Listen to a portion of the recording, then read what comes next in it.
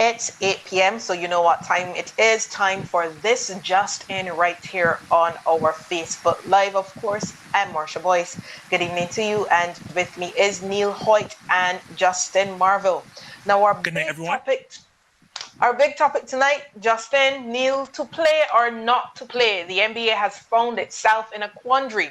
Now, we've spent weeks looking at whether sports should resume or not. Then we reach a stage of, yes, we're ready to go.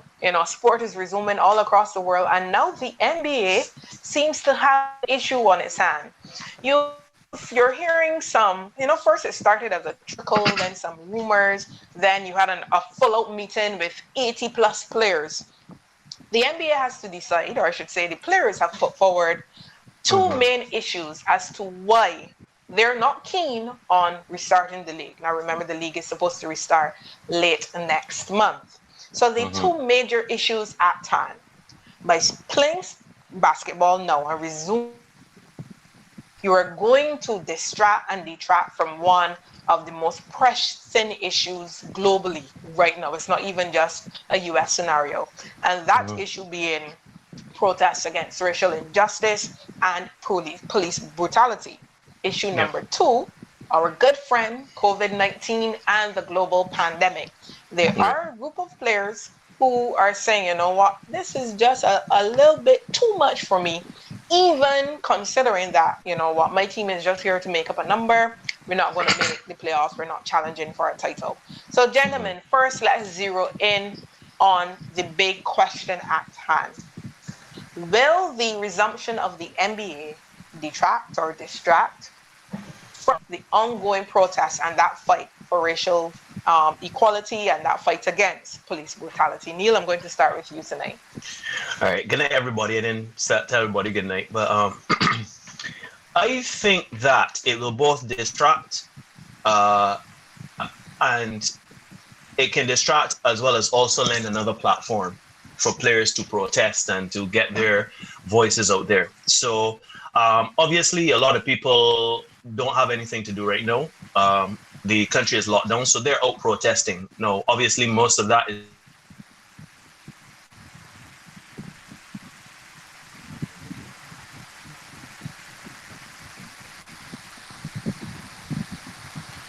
Marsha, can you hear Neil? Is Neil still there? Well, it seems that we have seemed to lost Neil there. So Justin, then while Neil reconnects, you can, give us your take on this.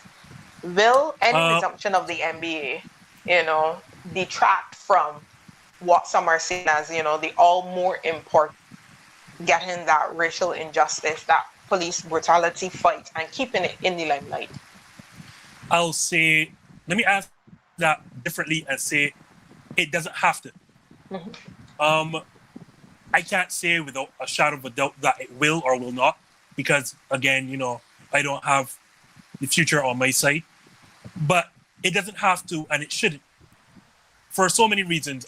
First and foremost, Marsha, the NBA season itself, when it resumes, it should provide the biggest platform or a bigger platform than any normal or any other protest action that has been going around in the United States, or at least whatever action that the individual players have taken.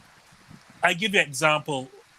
It took me days after the fact for people like, I didn't realize that people like Malcolm Brogdon were out leading protests, or Trae Young was out making statements. I can tell you without a shadow of a doubt, when the league starts back, albeit that's going to be in one set, well, it's probably a good thing that it's all in one central location in Orlando, Florida. All eyes will be on the NBA because, as we right now know, there's no Major League Baseball to contend, and they don't see that happening because the impasse between the players and the owners. We might get to touch on that a little bit later.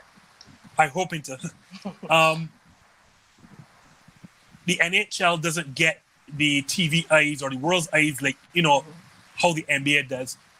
And we see that because, as you see, Nike and other major shoe brands, they make sure to sell their shoes or their signature lines during May or June. That's typically around the height of the NBA playoffs into the finals.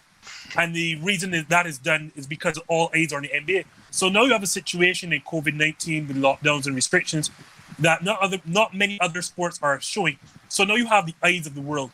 So I say all that to say that now you can make sure that your protests are definitely seen. You have so many windows before the start of games. You have you can put on t-shirts, stage your little mini protest before they start. You have timeouts, you have halftime, you have post-game interviews. You have so much avenue when the league starts back, because all of the TV eyes are on you to make sure that you make that avenue count for your protest, and the league is not detracting from individual protests. Another reason I am so, I don't want to say upset with Kyrie Irving or Dwight Howard, but the NBA is not a league where you should be taking an issue with. I say that, Marsha and Neil, because what we've seen over the last 5-10 years, and especially under Adam Silver's stewardship, this is the league that not only has allowed for player protests, but they have encouraged their players individually and as teams to get out there and have their voices heard. They have advocated for their players to speak up and speak out. So unlike the NFL, your backlash shouldn't be against a league that is not only pushing for your advocacy, but has, stood by you through all these things. And I'll give you an example. I didn't know of the Trayvon Martin situation in, I think that was 10 years ago? Yeah, 2012. 8 years. 8 years ago. 8 years ago, yes. Yeah. Right, it's 8 years ago. The reason I knew about the Trayvon Martin situation is for the same Miami Heat protests when LeBron James, Dwayne Wade, Chris Bosh, Udonis Haslem had their hoodies and staged their protests. Then we saw players across the league at one stage wearing "I Can't Breathe" t-shirts. We all know about the Donald Sterling situation when he made racist comments as the owner of the Clippers, primary owner. And Adam Silver wasted no time. I think within a week or two, he pushed with the owners to have him removed from the league. This is a league that has shown you of recent vintage that has your back and believes in player protests. They have not banned somebody for player protests since the 90s with Mahmoud Abdul Rauf. I know a lot of us may have forgotten that. And ironically, he didn't stand for the national anthem in the 90s, but the climate then isn't what it is now. And then furthermore, sorry, I don't really want to hijack this show, Marsha, but when you then decide to protest or say that the resumption of the league may take away from the protest and you sit out, you are doing the black movement more harm than good. Because the first thing first, I think I read somewhere that the players collectively will lose something like $1.2 billion in salary. That is money that you can take and put back into the Black Lives Matter movement if you are so inclined to do so. If you feel so strongly about this situation, you can take that money and put back in that movement. You can lead protests. You can that money can go directly back into your community. And then at the end of the day, like, who are you hurting? Let us say, for argument's sake, that like Stephen Jackson, who believes that the owners haven't spoken up. What Stephen Jackson needs to remember are that owners are not rich because of the NBA. NBA owners are NBA owners because they are rich. They are rich through other business ventures. When that $1.2 million in salary is lost, who do you think is going to hurt? Who, like, that's on the players. Yes, indeed, no rich man wants to lose profits, i.e. through the TV deals, sponsored deals, etc. But the black community, to me, is going to suffer more with the league not playing than the owners themselves. And a quick last point before we throw over to Neil. I find it a bit disingenuous, the three players or the three people who have come out strongly against the NBA resume. Kyrie Irving is less than a year removed from signing a $141 million contract with the Brooklyn Nets. I have to keep catching myself and not seeing New Jersey Nets. It's still a conversion for me. He has a signature shoe line with Nike. Like, that's what 1% of the league has, that sort of stuff. He has endorsements with BTs. He also has, as you know, an endorsement with Pepsi. He even had his own movie, 2 years ago, Uncle Drew. Mm-hmm. He is in a financial position to say, let us not play basketball. And furthermore, Marsha and Neil, Kyrie Irving wasn't even slated to play anyhow because he was ruled out for the remainder of the season, so he would not have played. So how are you trying to be the person to lead, a group of players not to play? Dwight Howard has made, I think, north of $234 million in his career. Steven Jackson is no longer playing. So it is easy for them to come in the position to say, let's not play basketball. Why not look at it from the average person? So you see now a player like Austin Rivers, who represents more of the league than those three guys do. Austin Rivers and company, I don't want to, besmirch his character, but a lot of these players live check to check, hand to mouth, as we would say here in Barbados. They can't afford to do that, to sit out and miss game checks.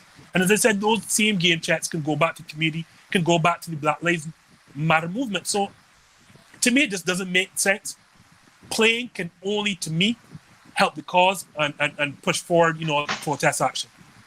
Now, Neil, before you jump in, I just wanted to set the scene for some of our listeners and viewers who might not be intimately involved in what is happening. So going along, you would have thought that, you already had an agreement between the NBA, the league, the owners, etc., the players' union, and that is why we had reached this stage of, going to a bubble city, etc. But interestingly, today I noticed a caveat in the players' union, their agreement of sorts. It says that in principle, the National Basketball Players Association merely approved to further negotiations and that various details still needed to be ironed out. So these types of things that we're now hearing about, that the players are now raising, fall under those various details that still needed to be ironed out. For those who might be interested in what Kyrie Irving said, he actually was part of a Zoom meeting on Friday with over 80 players. He says, I'm willing to give up everything I have for social reform. Another player on that call was quoted as saying, once we start playing basketball again, the news will turn from systemic racism to who walked in the game last night. On the flip side, as Justin mentioned, Austin Rivers, he had a nice post on Instagram. He's saying, we can do both. We can play and we can help change the way Black lives are lived. But by canceling or boycotting a return, that doesn't do it, in my opinion. Now, Neil, you were starting to say that you were somewhat, you could see both sides of this coin. Have you been further swayed either way after hearing Justin? Not really. I think I think we, in the most part, are in agreement because, to be honest, there are a lot of players. I won't say hand to mouth, but there are a lot of players that obviously depend on their check more so than a Kyrie Irving or a Dwight Howard, right? But I do agree with Austin Rivers. You can do both. You would have an audience know that instead of tuning into what's happening with the riots, would also be tuning into the games, and within the highlights and the analysis and everything of those games, you can use that platform to speak on what is happening around the country in the US. But I understand the energy of some players wanting to protest, right? I know some may see Kyrie Irving as privileged because his money already made and he's set. But I believe this is a time where we can't get on anyone for how they protest or how they want to proceed. Some people literally want something to do and focus on something to persevere and use that energy and that platform to get out what their message is. Some people just want to get in the mud and protest, be on the streets, be on news shows, and wants to see reform happen instantly. So I can't blame anyone. I think the important thing is that we keep the conversation going, right? So regardless of if you want to play, if you need that energy to focus on something daily while behind the scenes doing your thing, or if you want to be upfront championing what's happening with the Black Lives Matter and the protests that are happening, do your thing. But I think you can do both. I think, it's just one of those things. Some players may not even need the money. They literally just need that energy that they don't know how to focus into protesting and rage. Like Kawhi Leonard, I can't see Kawhi Leonard being that kind of person that would be outspoken and going on the streets and stuff like that. But then again, he may be the type that would wear T-shirts, would wear rubber bands, would in post-game interviews and pre-game say certain things. Maybe he may protest through the rounds. Maybe he may kneel for the national anthem. Maybe that is his lane for protesting.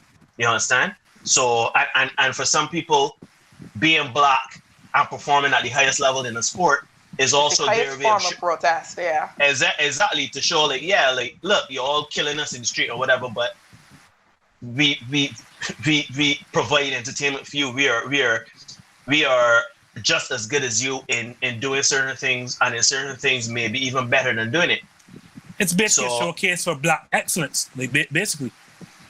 Yeah, exactly. So I don't personally see anything wrong with either case. I don't know if again, Kyrie young, right? And Kyrie has this energy. So for him to say that basketball shouldn't play is all fine and good for him to say that's fine. He's a young fellow, but the older guys, more mature guys would know, that necessarily it may not necessarily be the time for everybody to tuck tail and hide in this, because not everybody legitimately can be running around protesting. So I heard an interesting view, sorry, Marsha, before you cut in, on the jump today, and Rachel Nichols said she was speaking to one of her lawyer friends, and he was basically saying not for this season, because we know that the NBA basically will play in a bubble city, Orlando, Florida.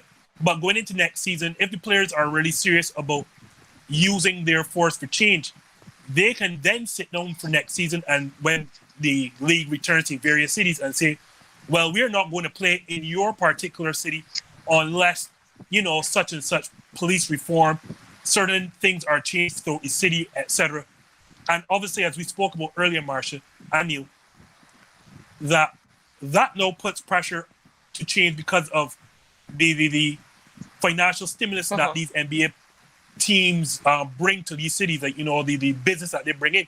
For me, now that has changed, where you say now next season when the league resumes to some brand of normalcy, when they go back to their homes, we will not play, or the NBA will not return to this city unless there's police reform or some change in laws. This statute's taken down. This particular name that is equated with slavery is removed from this and that. And to me, that is how you decide to withdraw your labor to make effect change. But I had a problem with Dwight Howard when he says no basketball should be played until this is all over. And then they ask, and they don't want to again besmirch his character, but they ask him, is this a level of ignorance? Because what for you is when this is all over? Mm-hmm. Yeah, this is a long haul. This is for the long haul. You can't put a timetable to this.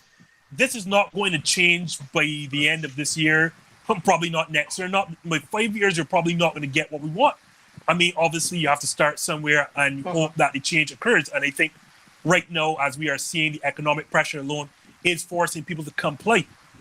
But the reality of the situation, for Dwight to come out and make such a naive statement as to say no basketball or sports should be played until this is all over, when do you think, if this is not, this fight hasn't now started, Dwight, that we could take this all back to slavery days. So when do you think this fight is going to finish? Are you saying then that basketball or sports should never be played?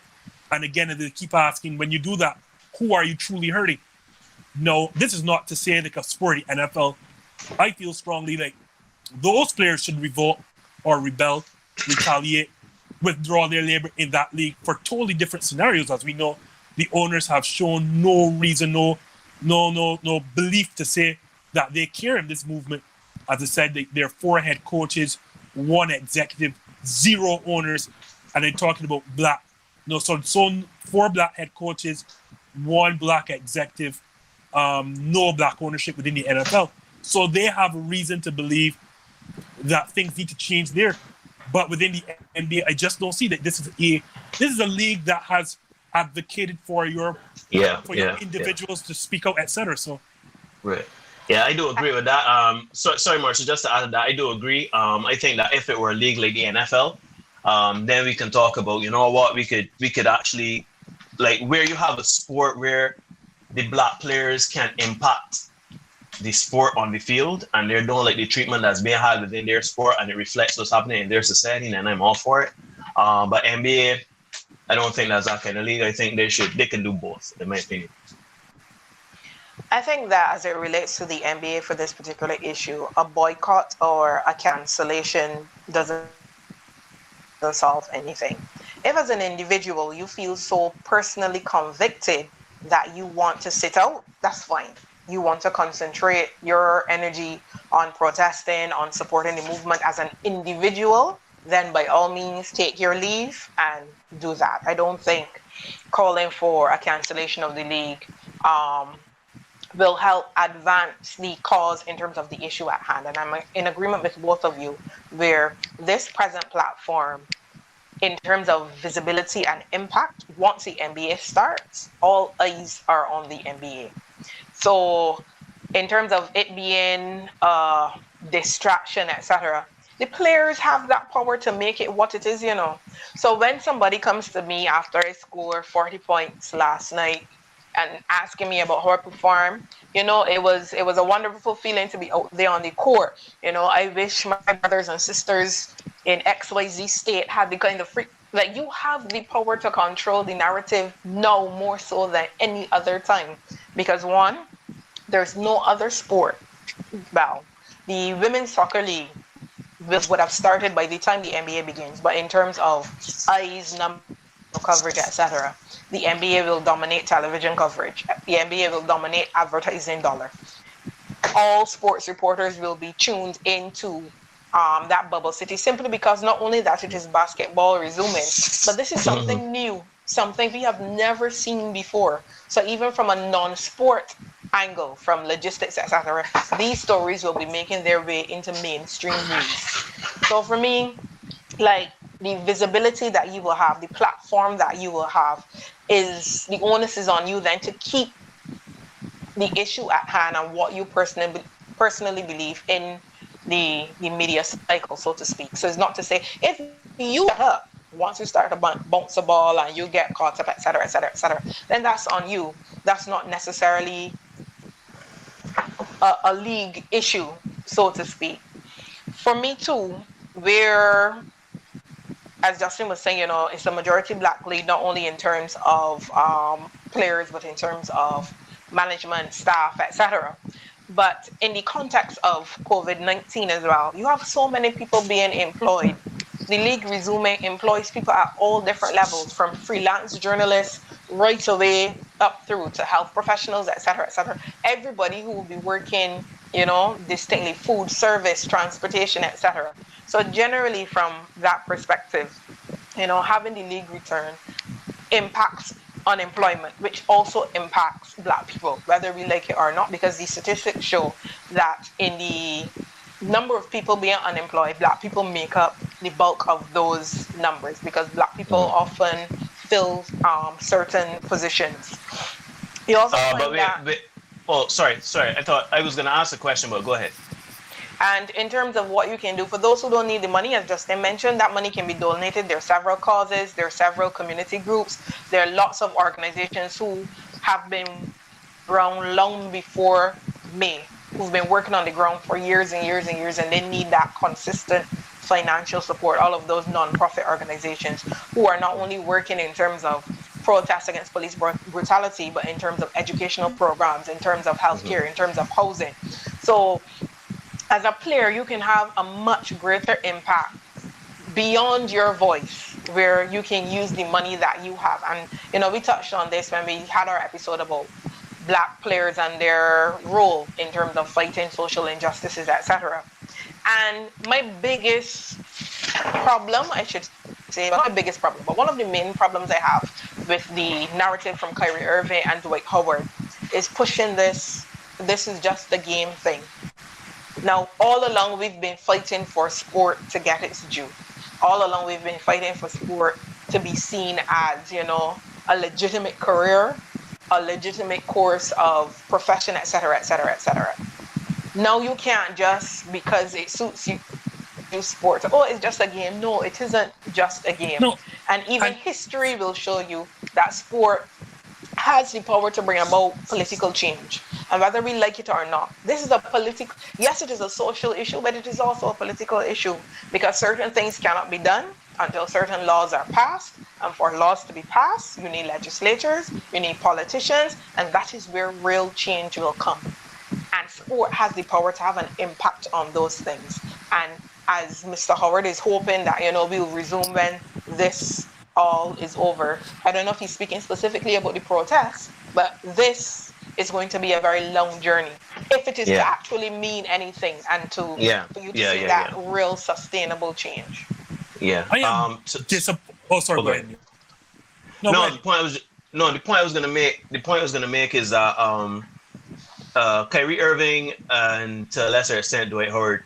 I was wondering. Well, I was thinking that if they don't want to play, if they really want to protest and they don't want to play, I was gonna ask both of you: do you think that there should be repercussions from that? Obviously, they're one of the 22 teams and stuff like that. But if they really wanted to protest, they wanted to lend. One man can't play, so that's why I said this is disingenuous because you're saying if they don't want to play, one man already cannot play. No, I understand that. But hold on, I don't necessarily mean Kyrie Irving. I mean anybody. Let's say it could be anybody. Let's say LeBron James said, you know what, I'd rather be on the front lines going for reform because Steven Jackson, Bumby, and Jalen Rose, they're doing something pretty big in terms of voting, African American voting in various states and stuff like that. So they're starting an initiative there. So let's say LeBron James or whomever they decide they would rather put their energies into, like, let's say Steven Jackson, let's say he was an active player, he wanted to be more productive. He doesn't think there's a time for basketball. He thinks there's a time to be on the streets, to be in government offices, to be talking to senators, to be talking to government, to get certain reform and changes. Do you think that there should be any ramifications or consequences for them from the league? We will wish him the best and see him next season. Okay. That's it's a personal decision, and if you feel that convicted about it, I don't want to back yourself, but back yourself and go and do what you need to do. But you can't be drawing a salary at the same time. Agreed. And there are 2 points I want to make, and I'm glad that Marsha started that because it's Marsha that we had a conversation at some point before. This is a job. Mm-hmm. What other profession can you tell your employer, I don't feel like working because I feel ... It's your job. You can tell them, but but you can't expect a salary or to remain employed. And yes, basketball or sports are more than that. But at the end of the day, it is still your job. And I just don't understand. I don't even say your job. This is your profession, because I like to sometimes make a distinction between a job and a profession.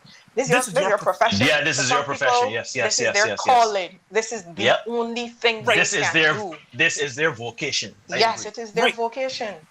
And that vocation has also given you a platform that the average man does not have. So I can't come and tell you no because I'm advocating for change or don't can play basketball. No. This is not a zero-sum policy. It is not one or the other. You use that platform that basketball gives you to advocate for change. As I said, I did not know of the Trayvon Martin situation until I saw it with the Miami Heat protests. That is when I knew. So it just goes to show how much power these basketball players can have. And I'm not telling you, or as you said, if Kyrie Irving honestly feels, forget Kyrie, he can't play. If Dwight Howard feels so impassioned, so moved about this, then go right ahead. But for you to tell other players don't play, this is not the time to play, I honestly think it's the other way around. I think this is the time to play. Because now you have that situation, now you have that time, that platform. All the eyes of the world are on you now. You have that space, that platform to advocate for change, to protest there. Because I can assure you, and this is not to belittle what anyone else is doing in the streets, but if Dwight Howard were supposed to go and lead a rally by himself, will not get the eyes that LeBron James and Lakers playing on a primetime game. Well, I mean, all games can be primetime now. But it's not going to get the same push that LeBron James and Anthony Davis will get in a Western Conference Finals against Kawhi Leonard and Paul George. So, them merely playing that game and putting on shirts or not putting on particular team gear, not coming out for the news cycle. You can talk about whatever or not, but there is no way that LeBron James doesn't come out in team gear or puts on this particular shirt, or they don't come out for shoot-arounds, or when you ask them questions at the post game that they divert every single question towards Black Lives Matter movement. No matter what you do, it's not going to be as impactful as what they're going to do with the eyes of the world on them. So and I for just me, want to if say, anything, then, if you are uncertain about how things go, if anything, then champion for a coordinated response. And it's going to be easier because everybody is going to be in the same place. It is not and that's my okay, and that's my say second, one city. Everybody's in the same place. Yep. and that's my second problem, Marsha. I'm glad you brought up. No, unity. Also, I don't like what Kyrie Irving is doing because you are a vice president of the union.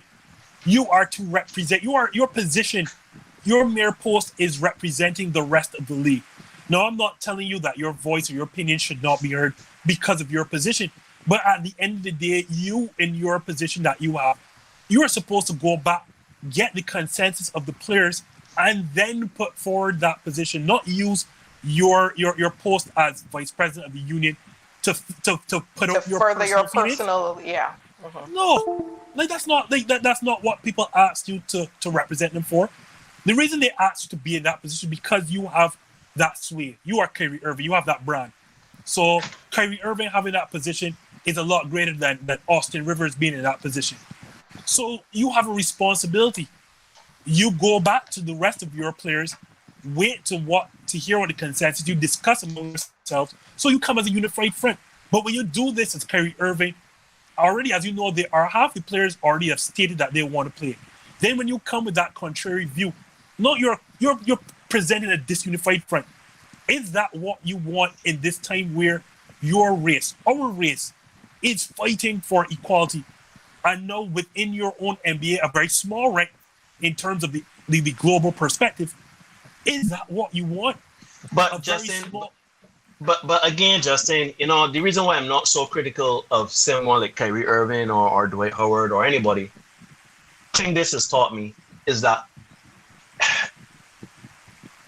so there are three of us here, right? Justin may be the type to go out there and, deface statues and that kind of thing.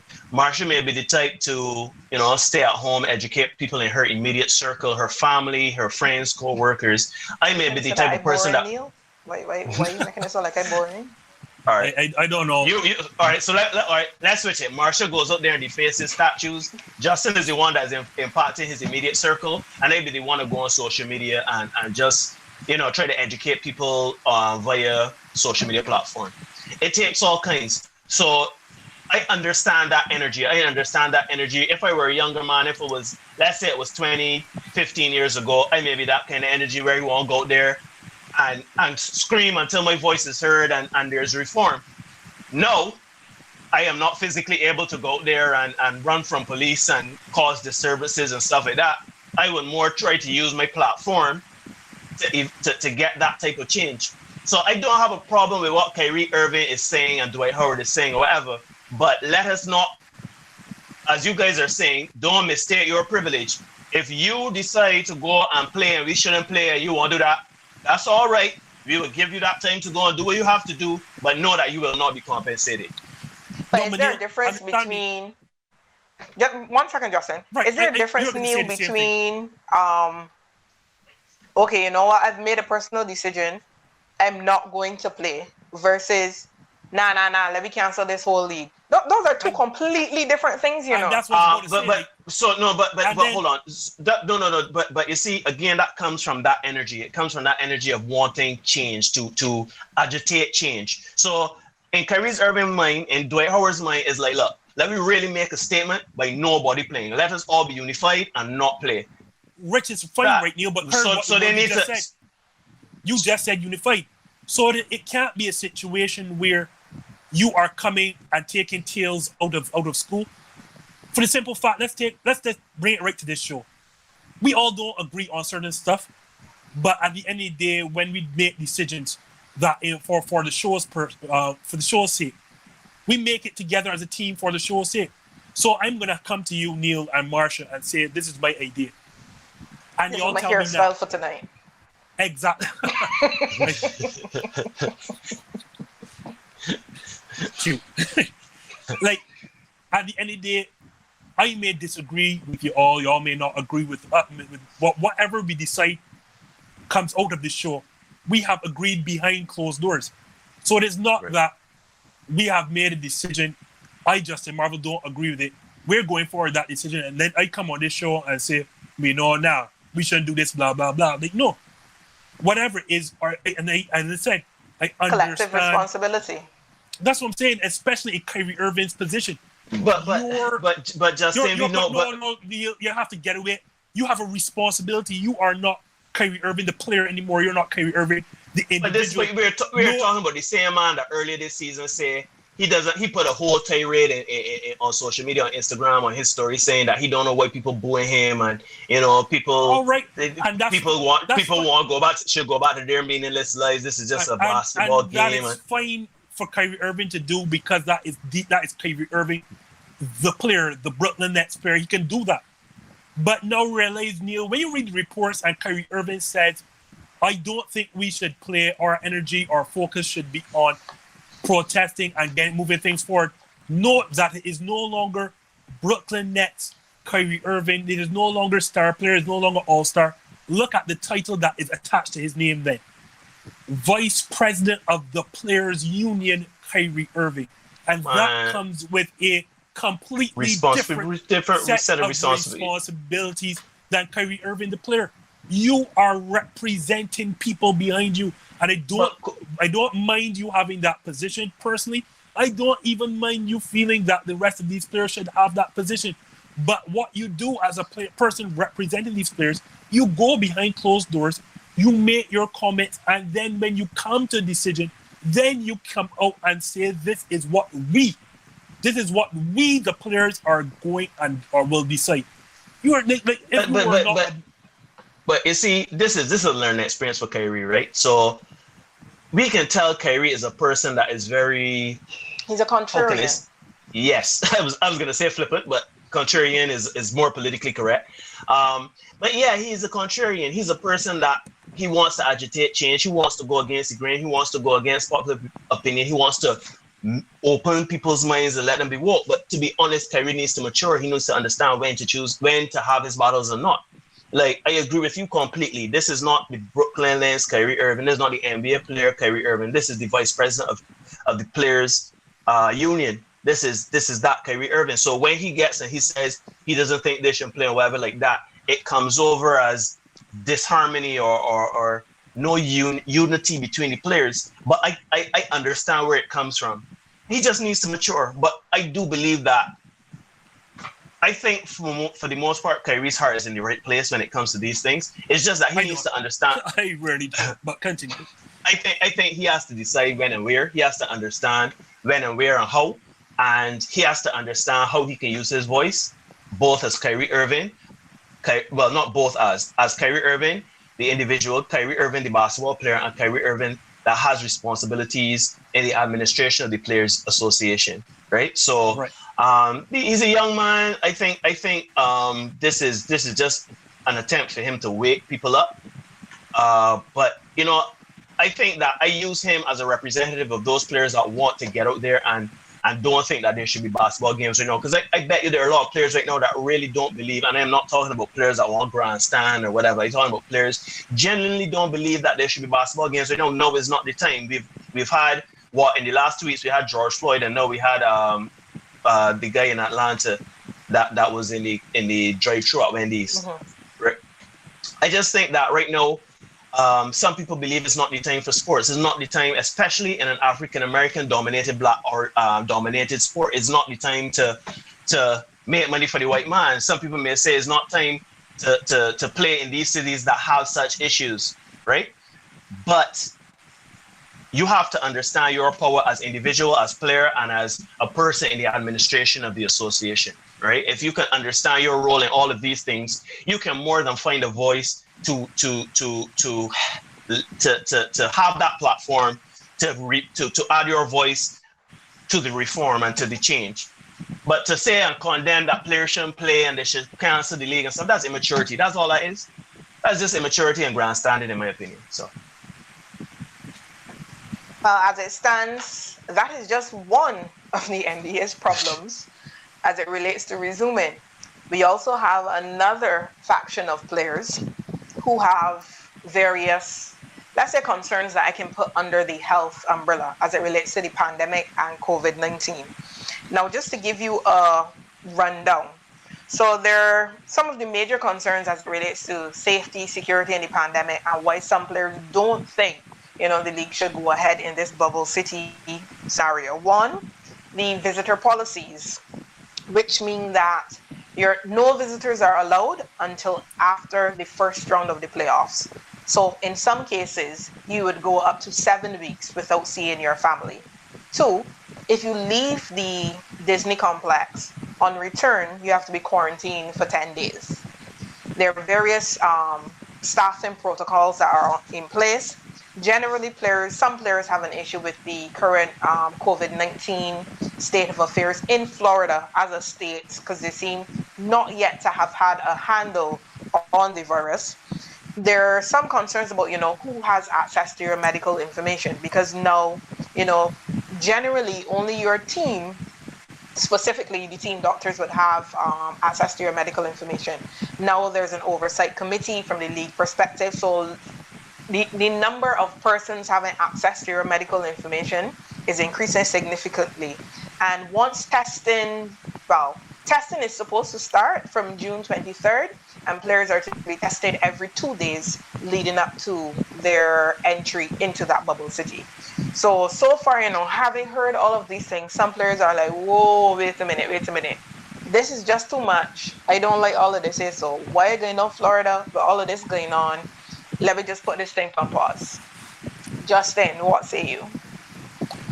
I don't know what the players were expecting. And the funny thing is, right, in this whole, I'm sorry to bring it back to the Black Lives Matter movement, but how we have told other races to educate themselves. It's funny, like, all you had to do was educate yourself on this situation, because it's clear that because we here in Barbados have been under lockdown and under curfew and other restrictions. So we understand, these things are not foreign to us. We understand the whole situation, et cetera, et cetera. But as we were discussing earlier in some pre-production meetings, it is a case in a lot of states where they have not been on lockdown, where they have not endured any sort of restrictions whatsoever. So all of a sudden now that they're entering these things, like, wait, what's going on? And I'm like, there is a virus out there that has claimed, hundreds of thousands of lives already, Marsha? What did you expect? Like, you're not going, yes, it's Orlando, Florida, and you're basically in a Disney complex, but this is not vacation. You are going to play basketball. And not only are you going to play basketball, you are privileged to go and play basketball in a time where a lot of other team sports, basketball is not contact per se, but it isn't really a contact sport, where a lot of sports are not playing. You are getting the privilege to play and get your paychecks. What are you complaining for? Like, what did you think was going to happen? Like, you're going to just march your entire family down and you're going to see Epcot Center and go and get on rides and go to Busch Gardens. Beach, come back. Go to the beach and leave. Like, no, there is a silent killer out there. And you have to have, hold on, guys. You have to have biosecure environments. You thought. You have to have biosecure environments. And as I kept saying, Marsha and Neil, you've heard me throughout the entire brevity of this show, from week 1 to now week 9, I've kept saying people in restarting sports are clearly not putting health and safety as a priority, and the players are clueless. Like, this is blowing my, as you can hear by my voice, my intonation, this is blowing my all-purpose school. What did you think? Was this a vacation? No, because you're going to Disney does not mean your vacation. So I don't know why players thought that they can get their families down there. I still, even after the first round of playoffs, Marsh, excuse me, and Neil, I don't think the players' family should be there anyhow, even after the first round. Then you want, I guess, the first round barrier was because, after the first round, some people will be leaving, so it gives teams will be leaving for more people to come in. Yeah, right. But I'm going to get to that situation. You said that this situation, like, health and safety should be priority number 1. Agreed. Right. And in that situation, it means you should have as little people around in this biosecure environment as possible. Having your family there who are not playing basketball, who have nothing to do with basketball operations, is not having as little people there as possible. You are trying to flatten the curve to contain this virus. The more people you have in tight spaces is not containing the virus, as we know, like, just follow the science. I don't know why people thought that they'll be able to go to this complex and be able to leave. And take selfies with Mickey Mouse.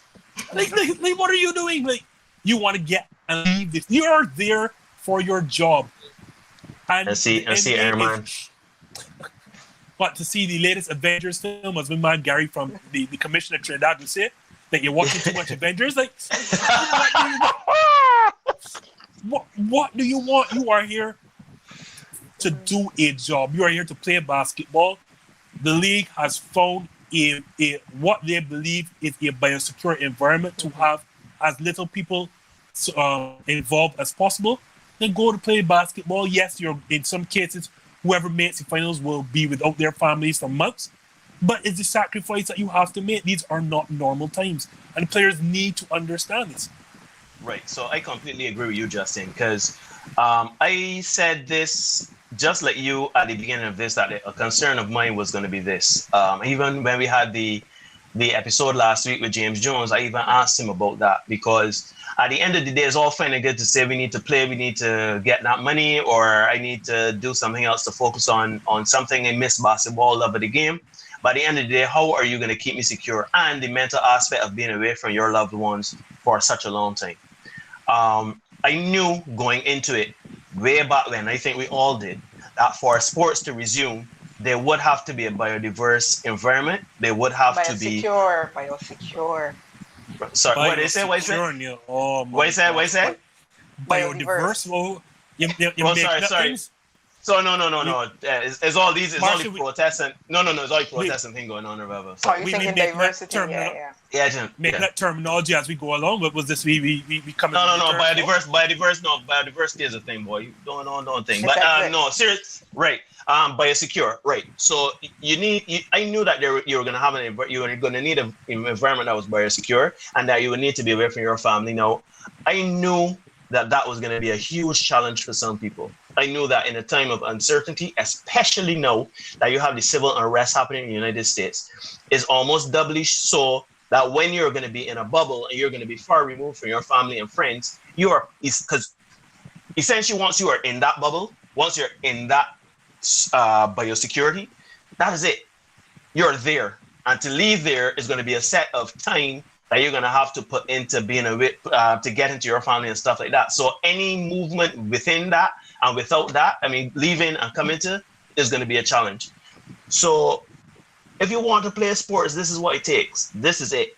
You can't get vaccinated if you sign on to play, and these are the terms and conditions with which you need to play. If you sign off on this, that is it.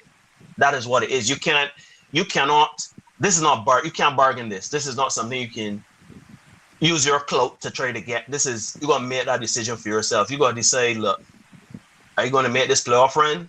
I can't see my family for 3 months. For me, that's just it.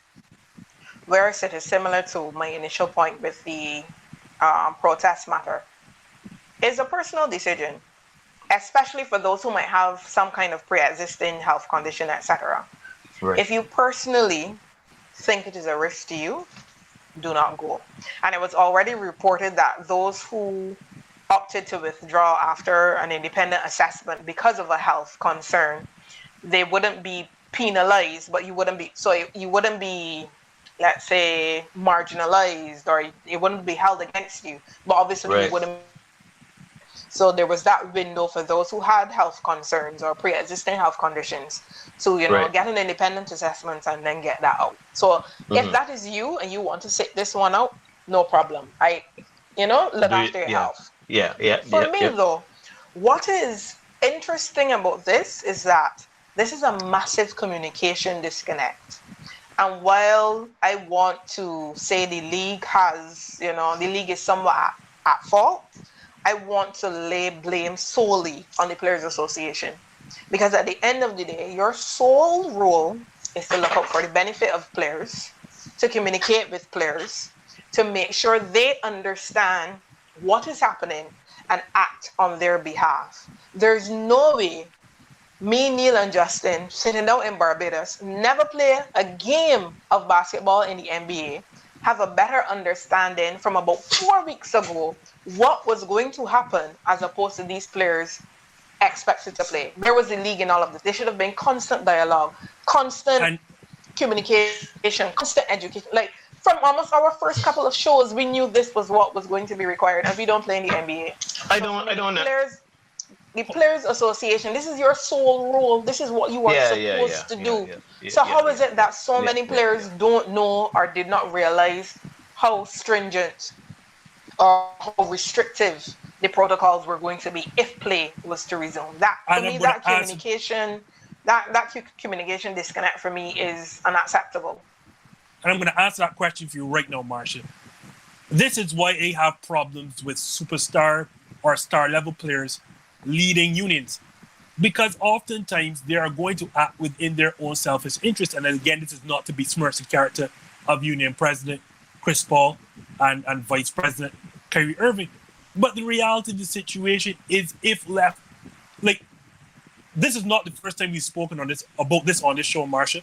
We went back and I told you already, like, remember this all started when LeBron James had a big conference with both him, Kevin Durant, Giannis Antetokounmpo.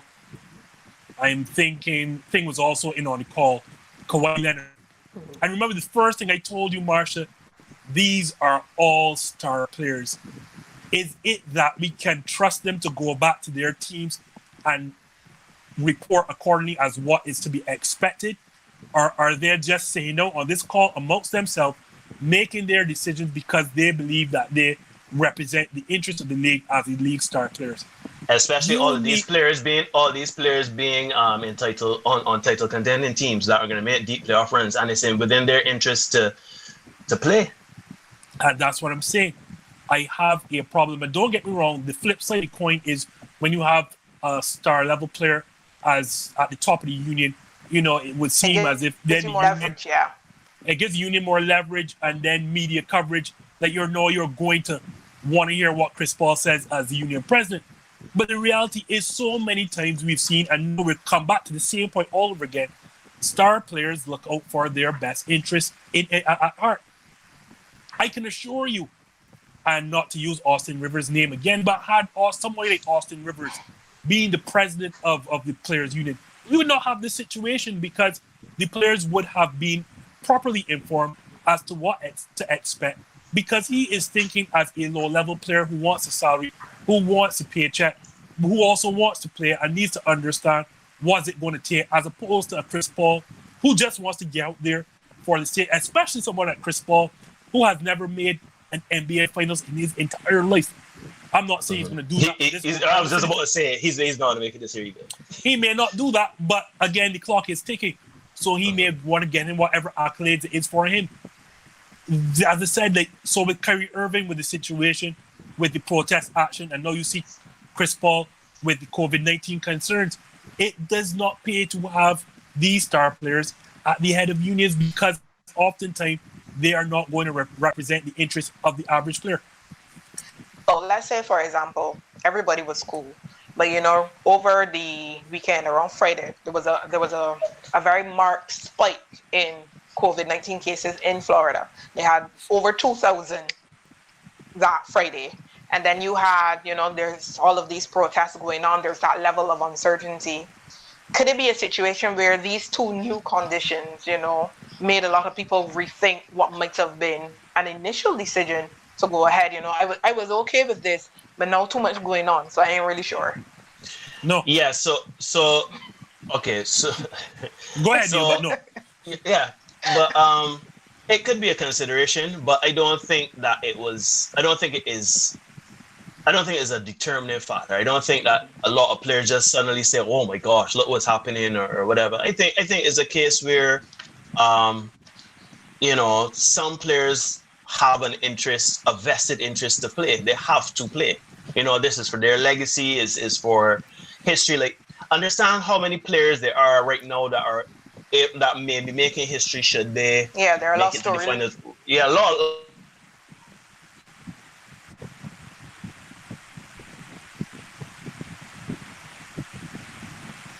Did we lose Neil there again, We Marsha? seem to have lost Neil again. Well, I'm going So to answer he your has question. one more strike. Go ahead. I'm going to answer your question very succinctly, Marsha. No. These players are not educating themselves on what is going on around them. And I'm not even saying that gesticulating or suggesting or guessing.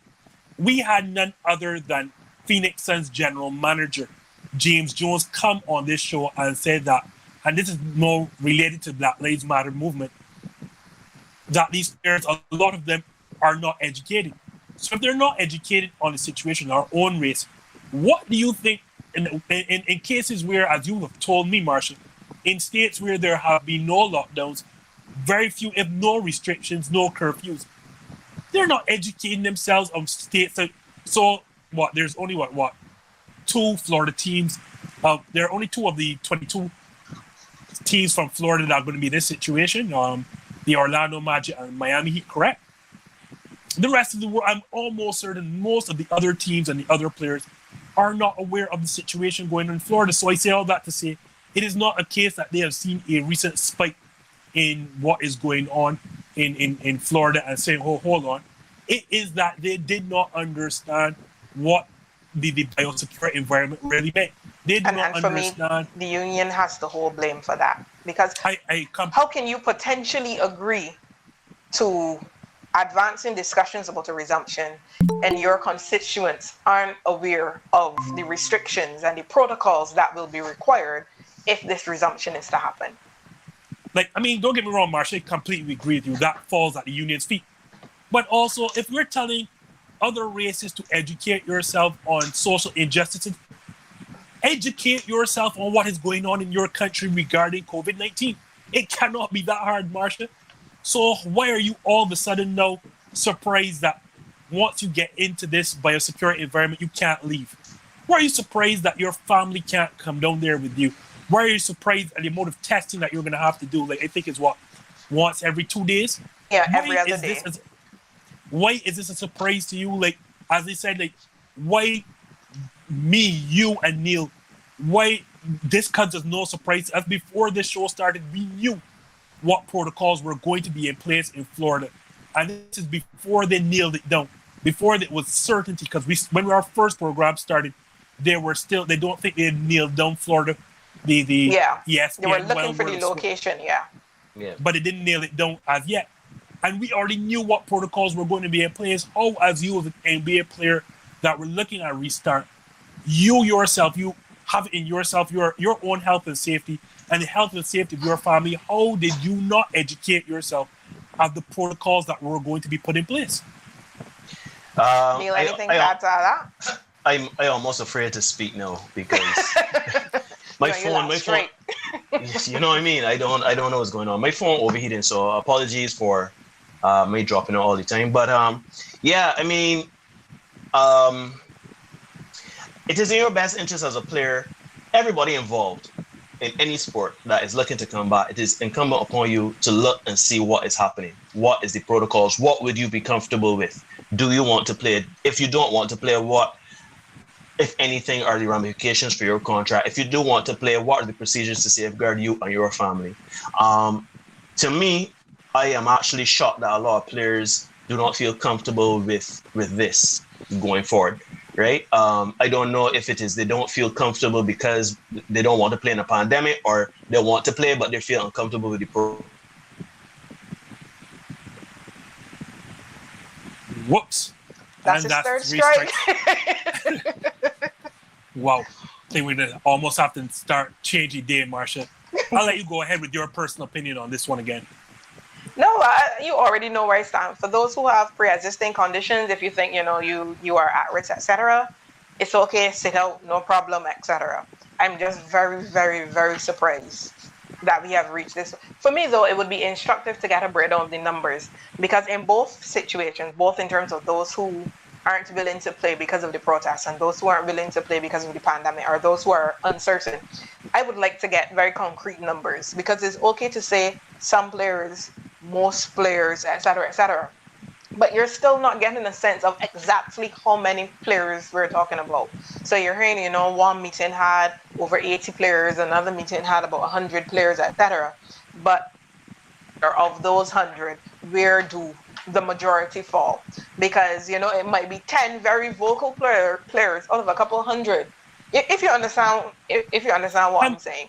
So it'll be I'm very very interesting to actually get, hopefully as this week progresses, we'll get a greater sense of the actual number of players who have genuine concerns about going to Florida for any reason. But here's my thing, Marsha. Note that in my words, I do not have a problem with players opting not to go. You know my stance on that, right? Like, if you are so concerned about your health and safety, then by all means, do not go.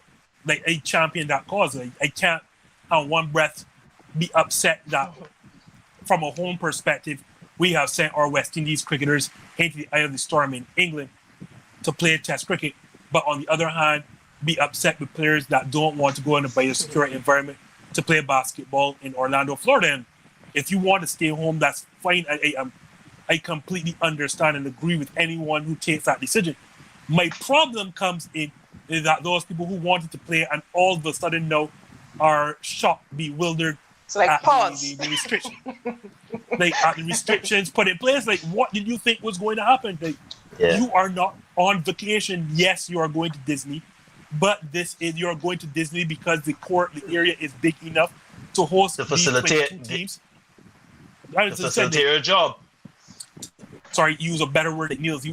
That facility is big enough to facilitate everything that is needed. You're not on vacation. There is still the threat of a huge pandemic around you.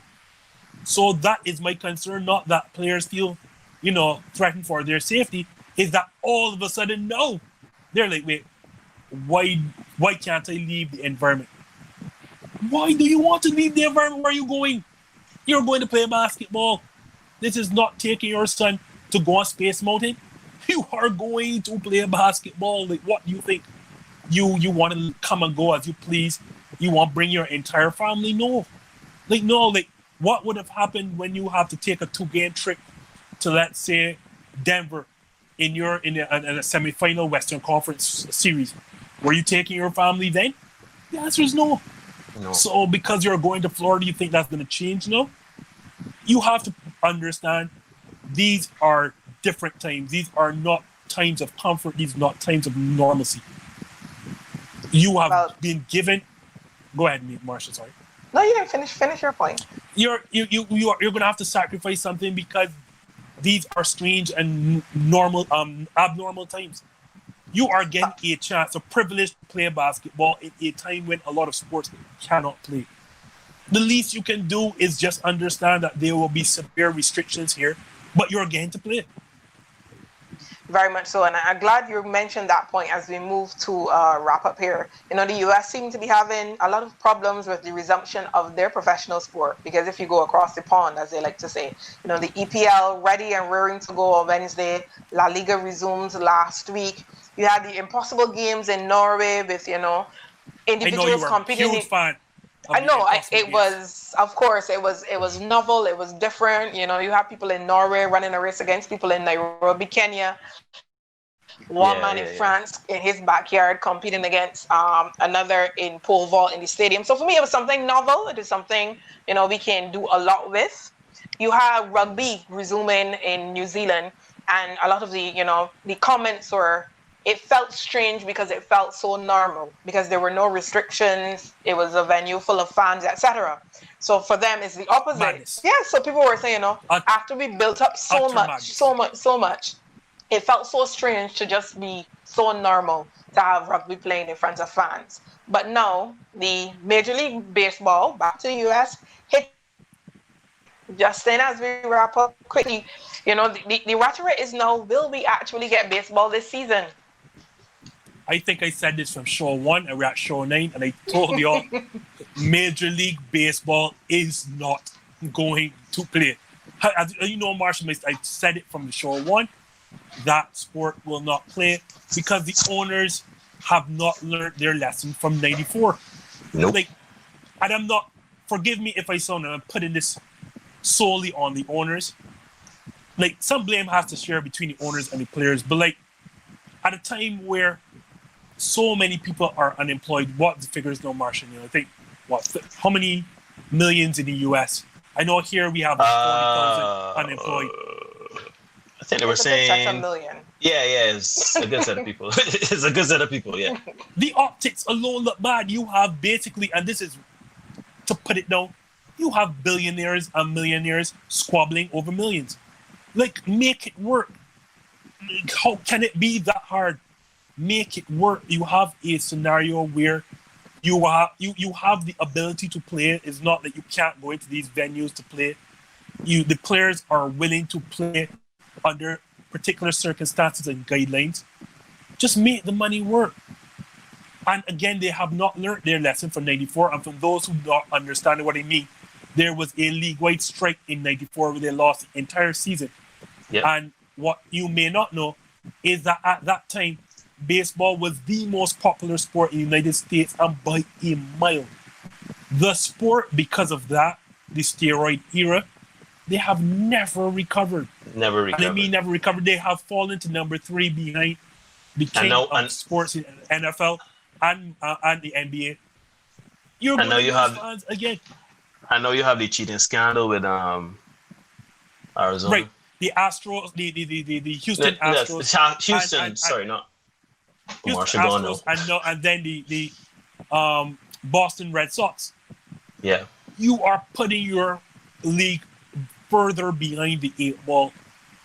All I'm going to say is, and I think a lot of the onus is on owners, whatever millions you think you are going to lose by conceding to the players now, you are going to lose times more if you do not concede to the players and there is no season. And I've said from the get-go, Neil, sorry to belabor the point, these owners, our players, are so concerned the sport will not play, and it is going to hit them hard again in the long run, Neil. They are, God forbid that they fall behind the NHL. Yeah, I mean, I agree with you on all points. They just need to make it work. Find a way to compensate the players. Find a way to get the schedule on rolling and just get the season happening. If you keep quabbling and squabbling and trying to save money and not lose more money and on all this here, you can end up with no season, and no season is going to be it's the worst thing that can happen for a league right now. And I mean, it is not a situation where you are not playing because your only concern is the health and safety amidst this COVID-19 pandemic. You are not playing because you are squabbling over how many games you're going to play with full or prorated salaries. Make it work. Just make it work. And what I found out today is that there is a clause in the current collective bargain agreement, Neil, that says in situations like these, the owners are supposed to put forward proposals to have as many games played as possible, which would be at this current time, I think, somewhere in the region of 90 to 100 and something plus games. When you are throwing out a proposal that sees 50 games, that is not doing it in the sport's best interest, or you are directly being in contravention of that clause in the CBA. All for what? For saving millions? Again, you are going to lose billions. If you do not play this, and mark my words, they told you they're not going to play the season, Neil, and as such, they will lose billions. Unfortunately, Neil, we are running out of time, and I don't think we're going to get back our host, Marsha Boyce. So I'll leave that to wrap it up. Thank you for those who tuned in live tonight. Again, for those who would have missed, you always have the replay on my personal Facebook page. That's Justin Marvel's personal Facebook page. Or you can go to the show's actual page, thisJUSTin. You can type in the scroll bar and search. And you can always just replay the live here. Later in the week, we will upload to YouTube. Again, you can type in thisJUSTin and you find us on YouTube. Subscribe to us also on Instagram. I believe our other channel is Help Me Out Twitter. So Thanks again for tuning in. So for Neil Hoyt, and that is Neil Hey, Hoyt. good night. Good night. First, let me say, I pray for techno secure podcast. I just want a techno secure environment to do this show. Sheesh. Oh, well, I'm glad that you brought it up, Neil. For diehard fans of this show and those just tuning in and who are maybe not as diehard, look for some upgrades, new logo, even huge upgrades coming to the show for the end of next month going into August. We will be ready for the NBA season. Trust me, like these are big special times happening. This will not be your regular show for the NBA. We will be coming special for the NBA as we start. And believe me, unlike the MLB, I do believe the NBA will restart some way, some form or fashion. So tune in to us every Monday at this channel, and also on Thursdays on Instagram on my personal Justin Marvel account, and also thisJUSTin on Instagram as we do our mailbag episodes for thisJUSTin. So you can leave your comments, questions, and queries, and Neil Hoyt and I answer them. So for Neil, I am Justin Marvel of thisJUSTin, and we're signing out. See you Thursday on Instagram. Good night, everyone. All right.